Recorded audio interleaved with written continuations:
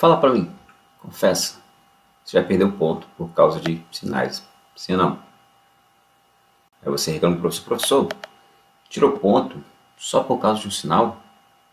Mas vai uma perguntinha, qual a diferença entre menos 8 e 8?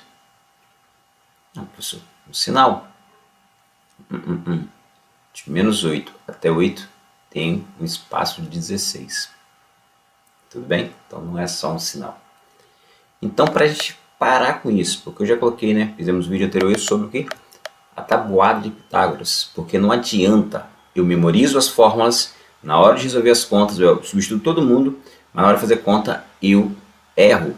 E depois também, além das continhas, eu tenho o quê? Um problema com o sinal. Porque se eu errar um sinal aqui, automaticamente vou errar o que? O resultado final. Então, para você arrasar nas exatas, precisa arrasar também nas regras de sinais. Tudo bem? Então, vem com o seu professor Josimar e vamos aprender um pouco mais aí, relembrar as regras de sinais. Então, olha só, essa regrinha nossa aqui, vamos tratar para quem? Soma e subtração. Nosso foco aí, soma e subtração. Então, vamos pegar aqui um exemplo simples para a gente começar.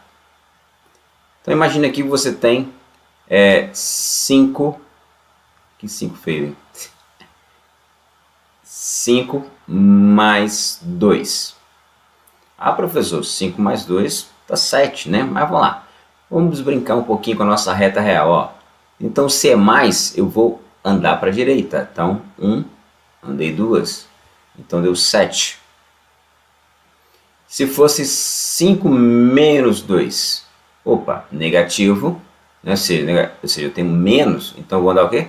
Para a esquerda, então eu localizo aqui e vou andar 1, 2. Então a resposta deu 3. Até aqui nenhuma novidade. Mas imagine que você tem aqui, ó, 4 menos 8. E aí, 4 menos 8 dá quanto? Então vamos localizar aqui, ó, o 4. O nosso 4 está ali. E vamos caminhar o quê?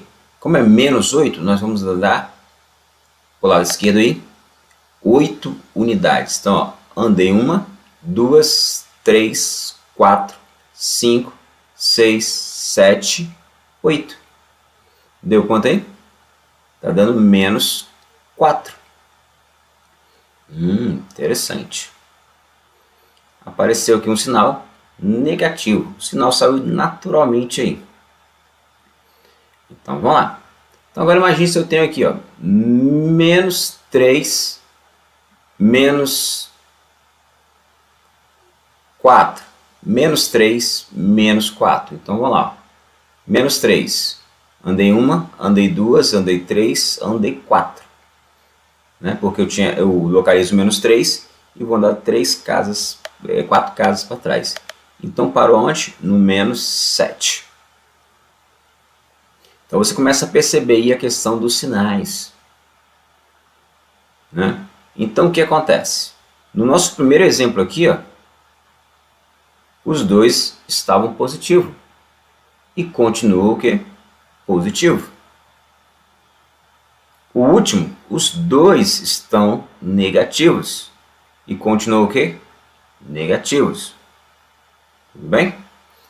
Já que nos exemplos do meio, né, ele estava com sinais diferentes e deu o quê? Respostas, uma deu positiva e a outra negativa. Então, o que acontece? Lembrando que para cada unidade positiva, uma unidade negativa vai o quê? Vai eliminar. Tudo bem? Então, se eu olhar aqui essa primeira questão, essa 5 menos 2. Então, imagine aqui, né? Não sei se você já viu esse exemplo. Ó. Eu tenho 1, 2, 3, 4, 5. 5 negativo. E aqui eu tenho o quê? Vou ter 2 negativo, 5 positivo e 2 negativo. Então aqui, ó, zerou, né? E sobrou o quê? 3 unidades positivas. Então, por isso que quando eles vão, né, observando a reta real, esses movimentos para a direita e para a esquerda, o que acontece? Cria-se uma regra. Eu observo e crio a regra. A regra começa a dizer o seguinte, né? Que quando você tem sinais iguais, você vai somar e conservar o quê? O sinal. Então, o que? Os dois positivos e os dois negativos, soma e conserva o sinal. Tudo bem? E quando os sinais forem diferentes, o que eu vou fazer? Eu vou subtrair e conservar o sinal o quê? Do maior. Né? Então, o que acontece? Quando os dois números têm o mesmo sinal, vai manter o que? O sinal. Se os dois são positivos, resposta positiva. Se os dois são negativos, resposta negativa. Mas a operação matemática aqui é uma soma. Quando então? Então beleza, então vamos guardar aqui. Então se os sinais são iguais, eu vou somar. Sinais diferentes eu vou subtrair. Então aqui vai sempre conservar o sinal. Os dois são positivos, resposta positiva. Os dois negativos, resposta negativa. E quando tem lá, sobressai, né, o sinal negativo, a resposta final é negativa. Quem for maior, for positivo, a resposta final vai ser positiva. Tudo bem? Aí depois de tudo isso, você aprendeu o quê? Aquele macete. Né? E o macete aqui, tem a ver com o quê? Né? Geralmente o pessoal usa din-din para fazer o quê? Para relembrar a regra de sinais. Tudo bem? Sinais iguais, soma e conserva o sinal.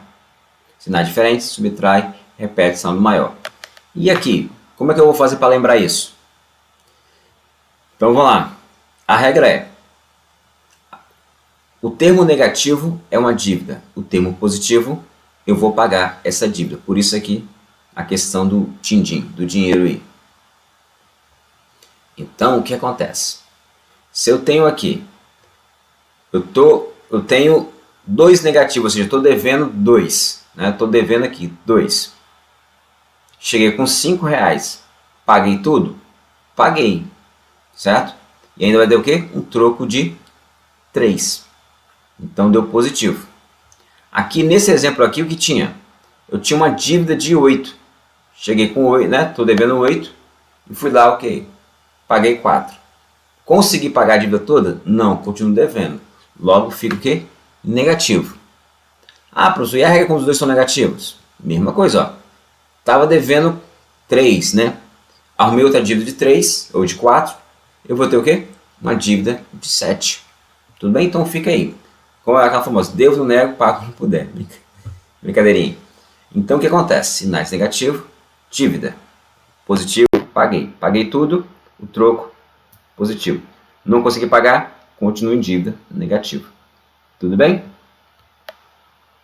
Então o que acontece? A nossa bela matemática aí. Espero que você tenha gostado. Então curte, comente, compartilhe.